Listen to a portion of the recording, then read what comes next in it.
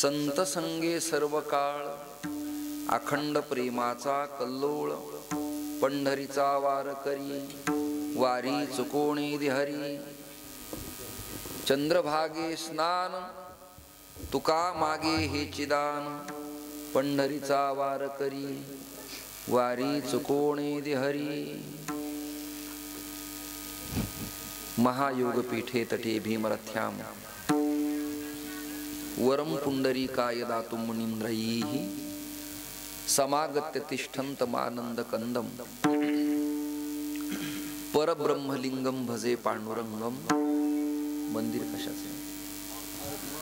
अतुलित बलधामम हेम शैलाभदेहम दनुजवन कृशानम आणि नामगर्गण्यम सकल गुणनिधानम वानराणामधीशम रघुपती प्रिय भक्तम वातजातं नमामि. मस्तक हे पायावरी, आवाज कमी करा, या वारकरी संतांच्या जनक नगरीच्या चरण सानिध्यात आध्यात्मिक सांस्कृतिक परंपरा लाभलेला मंठा तालुका आणि या मंठा तालुक्यामध्ये आकणी या गावी माझ्या जीवनात पहिल्यांदा कीर्तन सेवा करण्याचा सुयोग आदरणीय अण्णा उपाख्य श्री बाळासाहेब जोशी यांच्या माध्यमातून समस्त ग्रामस्थांनी मला इथे आणण्याचा अट्टहास धरला आणि त्याप्रमाणे इथं येणं माझं झालं. नित्याच्या प्रवासामुळे रोज 600, 700, 500 प्रवास होतो. त्यामुळे तीच ऊर्जा आणि तीच मानसिकता नित्य शिल्लक राहत नाही, ऊर्जा शिल्लक राहत नाही. माणसं जालन्याला जाऊन आली तर म्हणतात दिवसभर प्रवासाने मी शिनलो, कंटाळलो. रात्री मी धुळे जिल्ह्यातल्या सिंदखेड्याला होतो, खानदेशात, आणि तिथलं कीर्तन करून माजी मंत्री साहेबराव डोणगावकर पाटलांच्या गावी आज सकाळी 11 ते 1 काल्याचं कीर्तन डोणगावी करून मी प्रवासाला लागलो. वाटूरला आलो, भगवान शेषनारायणाचं दर्शन घेतलं आणि इथे आल्यानंतर आदरणीय श्रद्धेय सूर्यनारायण मंदिराचे मठाधिपती श्री रामकृष्ण बाबा इथे मला भेटले. त्यांना खूप धन्यवाद. उद्धव महाराज तुम्हा सगळ्यांना कोटी कोटी धन्यवाद. गायक, वादक, स्पीकर, प्रकाश मंडप, मंडपात चित्रीकरण करायला हरकत नाही, पण ते पडद्यापासून ते प्रकाश योजनेपर्यंत आणि बैठकीपासून ते मंचापर्यंत सुव्यवस्थितपणा असेल तर लोकांच्या समोर ते जावं. आता आम्ही कुठे गेलो तर ते कॅमेरे आहेतच समोर, त्यामुळे मला फार काही आता त्याच्या बाबतीत समाधान, आनंद वाटत नाही. बऱ्याच लोकांना प्रसिद्धीमुळे हवंसं वाटतं, ते मला नको वाटतं. आता विठ्ठल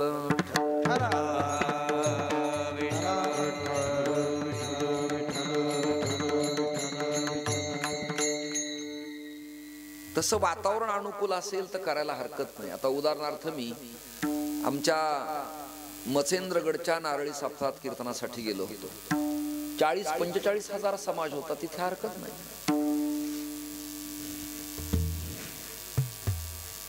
त्या व्यवहारे महाराजांच्या जालना जिल्ह्यातल्या डोंगर गावी 35-40 हजार कीर्तन श्रवणाला वाजवायला श्रद्धेय दासोपंत महाराज, अन्य गायक, अशा ठिकाणी चित्रीकरण हरकत नाही.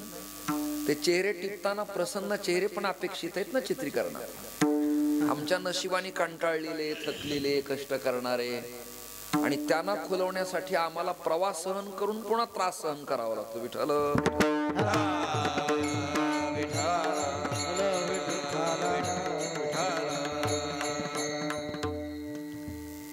मंडपातले श्रवण करणारे लोक प्रसन्न मुद्रेचे असले म्हणजे वक्त्याला वक्तृत्व करताना शब्द साहित्याचं उधाण येत असतं, अन्यथा मानसिक दुःख होतं. श्री अण्णा म्हणजे बाळासाहेब आणि आमचं गेल्या 350-400 वर्षापासून पारमार्थिक संप्रदायाच्या अंगानं नातं आहे. आणि ओळख नावाचं प्रकरण हे 20-22 वर्षापासून तुम्ही मला अनेक वर्षापासून अनुभवतात. बऱ्याच गावी माझं येणं जाणं झालंय, अजूनही काही गावी येतो. परवा नेरच्या जवळ हिवर्डी गावी आलो तर मंडपात उत्तुंग समाज बसलेला होता. लख प्रकाश योजना, उत्तम व्यवस्था.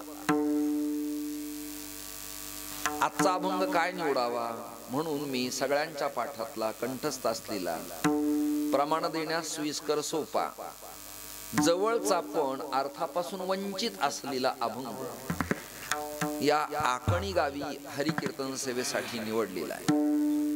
काय होतं? सुंदरते ध्यान रूप पाहता लोचणी सदा माझे डोळा, बोलिले लेकुरे हिची दान देगा देवा, मागणे ते क तुझ प्रती आहे आता विश्वात्मके देवे. आकल्प आयुष्य हे सगळे जवळचे नित्य पण अर्थापासून वंचित आहेत. चाली अर्धा तास गायला जातात या अभंगावर, परंतु कीर्तन समाप्तीच्या प्रसंगाला जय विठ्ठल करून एवढ्या वेगानं हे अभंग म्हणतात की सगळं सैन्य जसं आपल्या मंडपाच्या मागे लागलं. आणि बरेच लोक तर आता विश्वात्मके या पसायदानाला न कळल्यामुळे न समजल्यामुळे लोकांना वाटतं हे पसायदान ज्ञानोबारायांनी ग्रंथाला वस्त्र बांधण्यासाठी तयार केलं की काय कोणास ठाऊक आहे. काहीतरी ज्ञानेश्वरी गाथा भागवत या ओव्या म्हणत म्हणत बांधतात. एक श्लोक सांगतो, तैलाद रक्षेत जलाद रक्षेत रक्षेत शिथिल बंधनात, मूर्ख हस्तेन दातव्यम एवं वदति ग्रंथः. ग्रंथ सांगतो ज्याला अक्कल नाही, ज्याला कळत नाही त्याच्या हाती मला देऊ नकोस.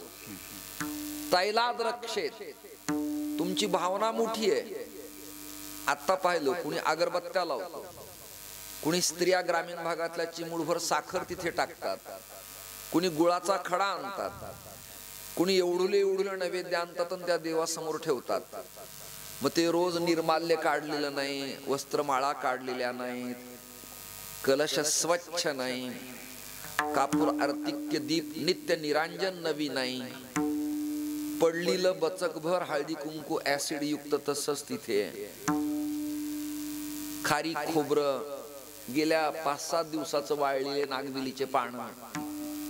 आपल्या ताटात नित्य उपभोगाला आपण पदार्थ जसे नवीन घेतो तसं भगवंताच्या सकाळी आणि संध्याकाळच्या पूजनात हे पावित्र्य, स्वच्छता आणि श्रद्धा अपेक्षित आहे. निदान वैज्ञानिकता, कथाकार बसणार आहे, साखर टाकलीये, पाणी फिरवलंय, मुंग्या होतील, मुंगळे लागतील, किडे होतील. कथाकाराला त्या चावल्या तर कथेत मन विकलांग होईल, मांडी बदलल्या जाईल, अनुष्ठान बदलेल आणि ऐकणारा परिणाम होणार नाही. ह्या भावना तरी कळायला पाहिजेत कमीत कमी.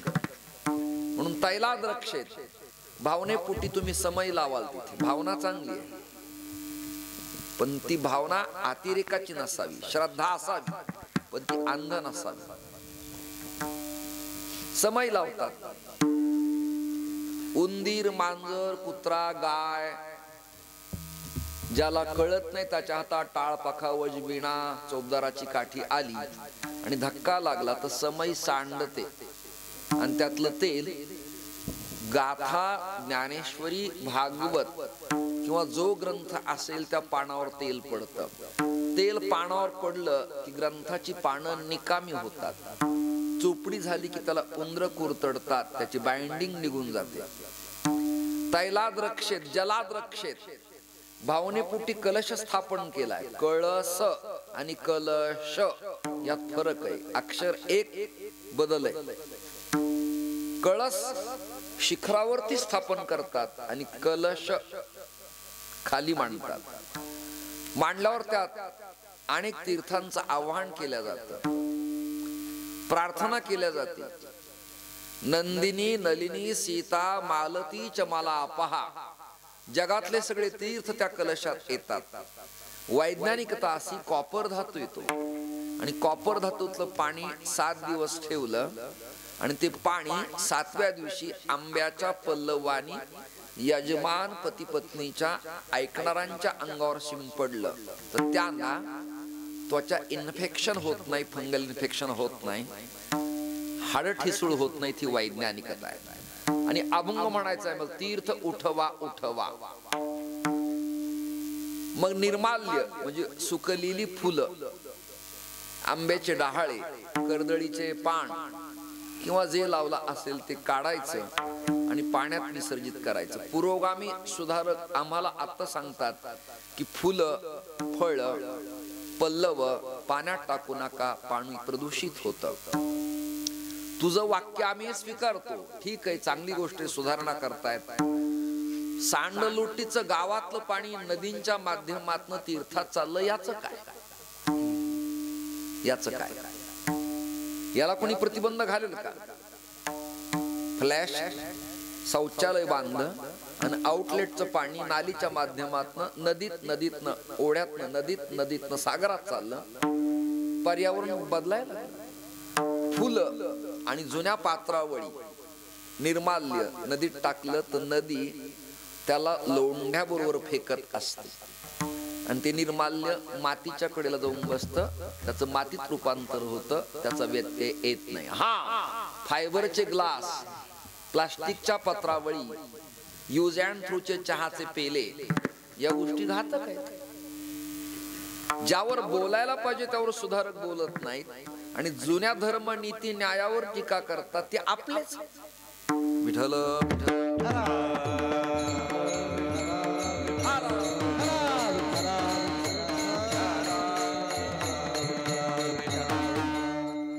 तैलाद रक्षेत, तेलापासून रक्षण कर. जलाद रक्षेत, भावनेपोटी एखादी स्त्री नैवेद्याची एवढी निवरंगी मांडेल चांदक आणि पाणी बचकभर घेऊन फिरवील, ग्रंथाची पानं ओली होतील.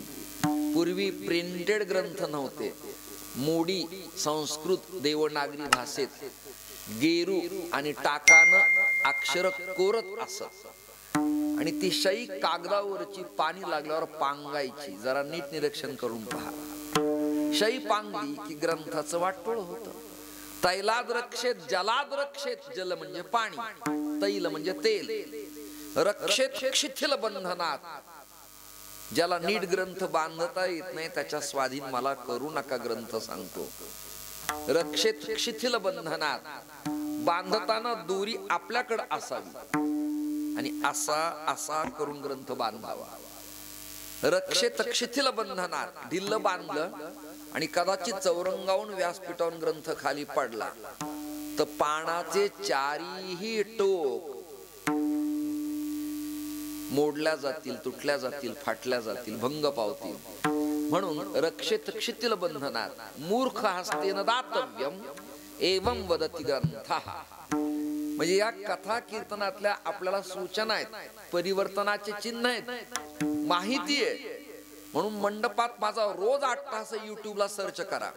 भावुक गर्दी असण्यापेक्षा प्रसन्न चेहरे, कीर्तन करणारे लोक, एज्युकेटेड स्त्री पुरुष, आबाल वृद्ध, तरुण तरुणींची अपेक्षा आहे की जे IT क्षेत्रात आहेत, ज्यांना ITI कळतो, ज्यांना MCOM, LLB, LLM कळतं, ज्यांचं ग्रॅज्युएशन पोस्ट ग्रॅज्युएशन आहे, असा वर्ग मंडपात असला पाहिजे. ज्यांचं जीवन संपून गेलंय अशी मंडळी मंडपात येणाऱ्या काळात नसली तरी चालेल. विठ्ठल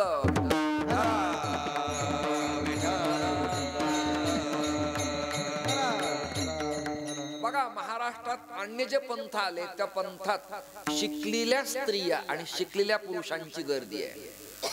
आपल्याकडे ग्रामीण न शिकलेल्या अक्षरशत्रू असलेल्या लोकांची कथा कीर्तनात अधिक गर्दी आहे. माझ्यावर आरोप होईल उद्या युट्यूबला सुटल्यावर हे किंवा सामान्यांनी येऊ नये का कीर्तनात? यावं, पण त्यांनी काय करावं? एरी हरी हरी म्हणावे, ठाईत बैसोनी करा एक चित्त, आवडी आनंद आळवावा, त्यांनी बसून निवांत भगवत चिंतन करावं. बसून कोणी करावं? जॉईंट खराब आहेत, स्नायू निकामी आहेत, कानाने ऐकायला येत नाही, मनका प्रॉब्लेम आहे, मायग्रेन प्रॉब्लेम आहे, डोळे किलकिले झाले, अंग कंपायमान होतं, अशा लोकांनी घर सोडू नये. आपल्याच घरात आपल्या देवहाऱ्यातल्या पांडुरंगापासून अन्य देवतेपर्यंत हात जोडून त्याची आराधना करावी. ठाईच वैश्वनी करा एकचित्त. या विरोधात दुसरं प्रमाण आहे. जव हे सकळ सिद्ध आहे, जव हे सकळ सिद्ध आहे, हात चालावया पाय, हो हात चालावया पाय, तव तुला पुढे सोयीत पाय, तुला पुढे सोयीत पाय, तीर्थयात्रे जाय चुको नको,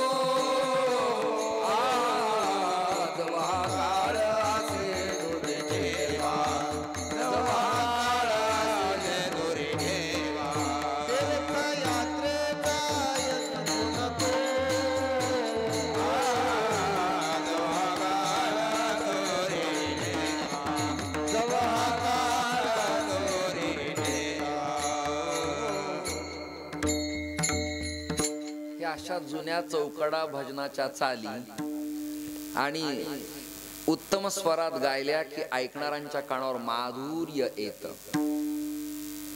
ओशाळणं, कर्कशपण, किंचाळ्या फोडणं हे येणाऱ्या काळात परवडणार नाही.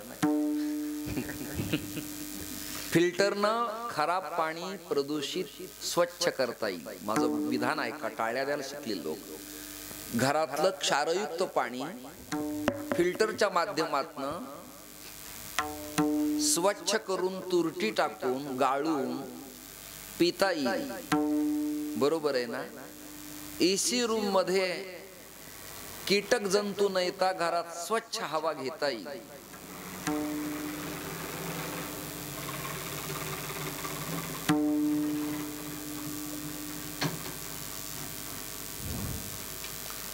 बंगला, मठ, मंदिर, फ्लॅट, प्लॉट झाडून स्वच्छ करता येईल. परंतु आता हे कीर्तन भजनात होणारं जे प्रदूषण आहे त्याला नीट नेटकं कोण करील? वाक्य नाही कळलं तुम्हाला? विठ्ठल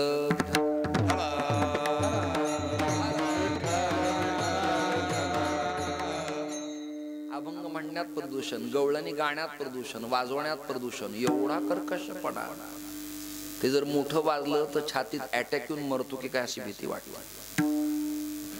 लोक आवाज वाढवायला सांगतात, काय आवश्यकता आहे? त्या स्पीकरवाल्याची अशी पंचायत आहे की आवाजाची कॅपॅसिटी नेमकी किती ठेवावी त्यांना लक्षातच येत नाही. का? लोक वाढवा म्हणतात. मला वाटतं 7-5 दिवसात मी एकटा प्राणी असा असेल की आवाज कमी करा, कमी करा, कमी करा. तुम्हाला वाढवायचं तर जाताना वाढवा.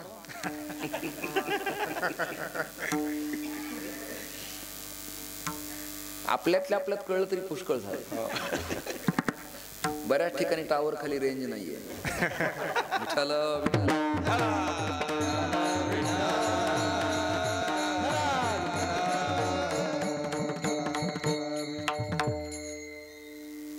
तीर्थयात्रेला जा. जवळ हे सकळ सिद्ध आहे. सिद्ध म्हणजे उत्तम आहे, चांगलं शरीर आहे. तो पण नर्मदेच्या परिक्रमेला जावं.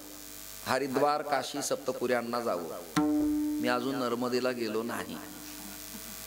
नमस्कार करण्यासाठी गेलोय, प्रदक्षिणेला नाही. एक वाक्य बोलू का? हे वाक्य बोलू नाही. काही लोक माझ्यावरती भावना व्यक्त करतील उद्या परवा मोबाईलला, नेटला वगैरे. आता नर्मदेला जाणाऱ्यांची संख्या खूप वाढली. मैया पवित्रच आहे. मैया साक्षात्कारही देते. मैया आत्मकल्याण करते साधकांचं. भगवान नर्मदेश्वरही प्राप्त होतात. ती गुप्त रूपानं कधी आपल्या समोर येते, हे खरंच आहे. पण परंतु ब्रह्मवैवर्त पुराणात आणि ब्रह्मांड पुराणात महाराष्ट्राला अशी सूचना व्यासांनी करून ठेवली की कुशावर्तेच्या ब्रह्मगिरी पर्वतापासून ते गोदावरी जिल्ह्यातल्या आंध्र प्रदेशातल्या राजमाहिंद्री पर्यंत महाराष्ट्रातल्या लोकांनी गोदा गंगा तीरावर प्रदक्षिणा करावी. पण आपल्याला कळत नाही. ज्याच्या गावात गंगा त्याच्या गुडघ्याला सांगा. तुम्हाला गंगा मैया किती लांब आहेत ना? 50, 60, 70. भाग्यवान है जिस देश में गंगा बहती है उस देश के हम वासी है. लक्षम प्रदक्षिणाम पृथिव्याम गंगा स्नानेन तत्फलम. 1 लक्ष पृथ्वीच्या प्रदक्षिणा आणि अश्वमेध सहस्त्राणी वैदिकांच्या करवी एवढे यज्ञ करून जे पुण्य मिळत नाही आणि पृथ्वी प्रदक्षिणा करून जे पुण्य मिळत नाही ते केवळ गंगेच्या स्नानाने मिळतं. वारकरी संतांनी तर अजून सोपं करून ठेवलंय. वाचे म्हणता गंगा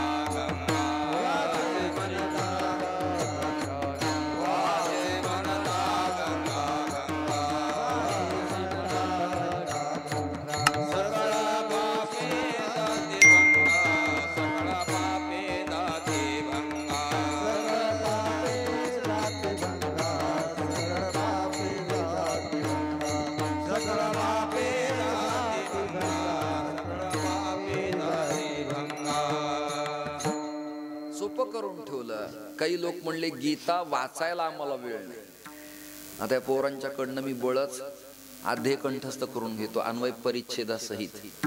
लोकांना वेळ नाही. शेड्यूल बिजी सगळ्यांचं. स्त्रियांना प्रपंचातून वेळ नाही, पुरुषांना शेती उद्योग नोकरी धंदे प्लॉटिंग इत्यादी वेळ नाही. आपल्याकडे यायला लोकांना हे 7 दिवस सोडले तर लोक आपल्याला भेटायला मोकळे नाहीत. आपण मोकळे ते नाही. लोक कीर्तनात येतात हे आपल्यावर मोठे उपकार आहेत संप्रदायावरती. आतापर्यंतचा काळ असा आहे कीर्तनकारांना काही देऊन लोक निमंत्रण देतात. बाळासाहेब येणारा काळ असा बदलणार आहे की आपल्याला म्हणावं लागणार आहे ऐकणाऱ्याला 500 घे पण माझा ऐक बाई जवळ. तरी लोक म्हणते जमलं नाही कीर्तन आजचं. हे कुणी म्हणावं ज्याला अभंग गवळणी अर्थ चिंतन उमगत कळत समजत पचत पटत रुचत फावत त्यांनी म्हणावं. जे पाणी नेत नाही ते म्हणतात कीर्तन जमलं नाही स्नानाला.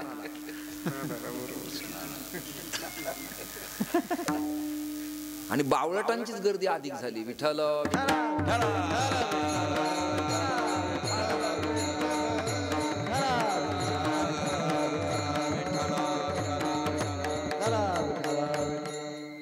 जव हे सकळ सिद्ध आहे हात चालावया पाय तव तू आपुले स्वहित पाहे तीर्थयात्रे जाय चुको नको.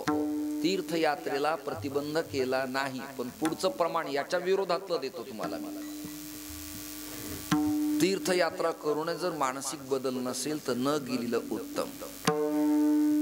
तीर्थी धोंडा पाणी देव रोकडा सजने देव रोकडा सजने देव रोकडा सजने तीर्थी धोंडा पाणी देव रोकडा सजने देव रोकडा सजने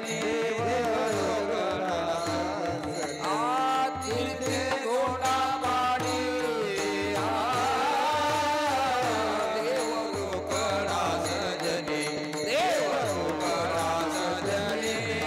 रोकडा सजने तीर्थी धोंडा पाणी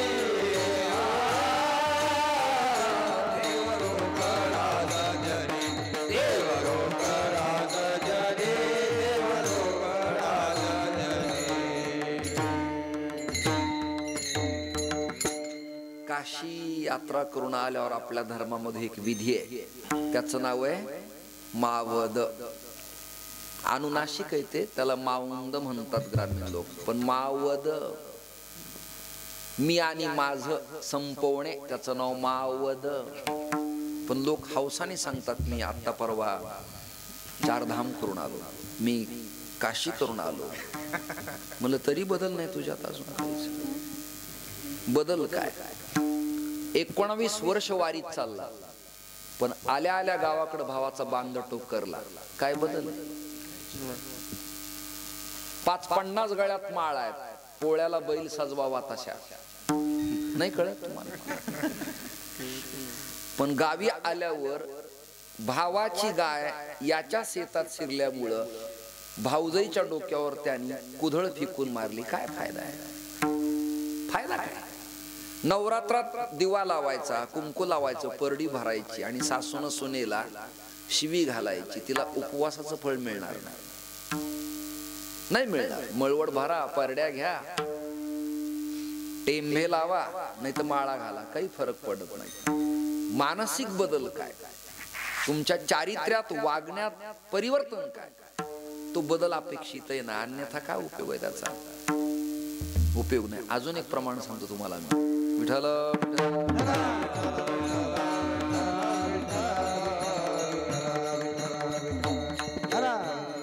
मन संकल्पाची पापे न जाती तीर्थाची या पापे. मन संकल्पाची पापे न जाती तीर्थाची या पापे. मन संकल्पाची पापे न जाती तीर्थाची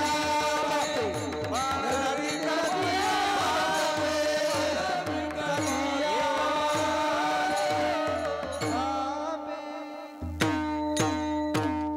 मनाची पाठी बिघडला आणि तीर्थयात्रेला गेला. काय फायदा त्याचा?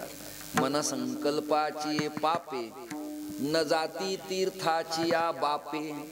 तीर्थ सुद्धा त्या पापाचं क्षालन करत नाही. आता चौथं प्रकरण. अन्य क्षेत्रे कृतम पापम.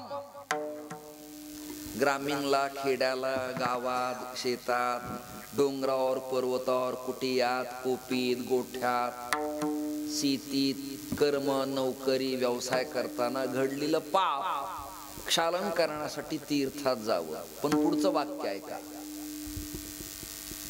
ही पाप धुतल्या जातील, पण तीर्थात पाप व्यक्ती करत असेल तर वज्रलेपासारखा दोष त्याला लागतो. म्हणून आज तीर्थात पावित्र्य शिल्लक नाही. आमच्या विद्यार्थी अवस्थेत आळंदीला इंद्रायणीचं पाणी आम्ही तीर्थ म्हणून पित होतो, आचमन करत होतो. चंद्रभागेचं आचमन करत होतो, तीर्थ घेत होतो. गोदावरीला, पुण्यसलीला, पैठणात निथळ स्वच्छ निरभ्र वनस्पतीनं इंद्रायणीचं पाणी झाकून गेलं आणि ते पाणी अंगावर घेतलं तर अंग खाजवायला लागतं. यावर ना पर्यावरण मंत्री बोलतात, ना आपले बुवा मंडळी बोलतात. आपला गुंठा, आपला प्लॉट, आपली गाडी, आपलं कीर्तन, आपली कॅसेट, आपली गोशाळा, आपला मठ. विठ्ठल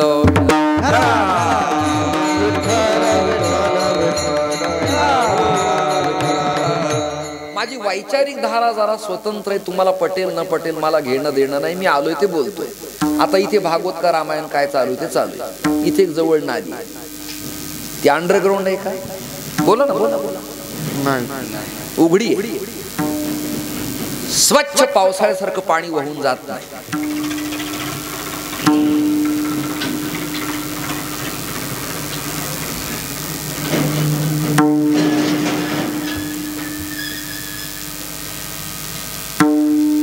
म्हणून निदान 7 दिवस तरी त्यावर ब्लिचिंग पावडर टाकणं कमीत कमी गावकऱ्यांचं उत्तरदायित्व आहे.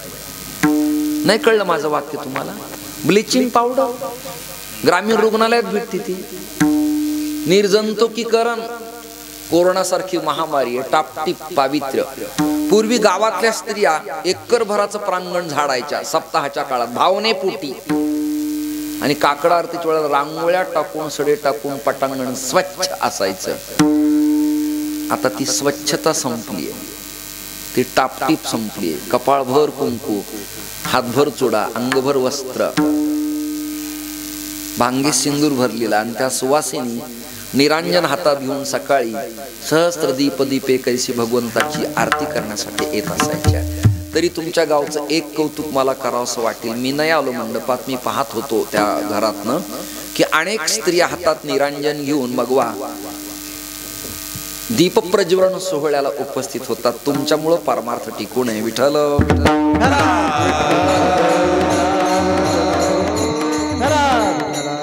आमची पुरुष मंडळी एवढी आयंदीन आयती बनली, आळसी.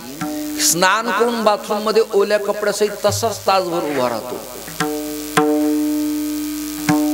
आणि बायको बिचारी कणिक तिमते लेकराला पाचतीन ते आवाज देतो, होय ग चड्डी कुठे माझी, एवढं सुद्धा भान नाही राहिलं आपल्याला.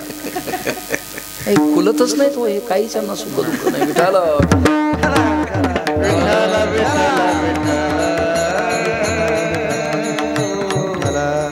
एवढं दुर्दैव झालंय.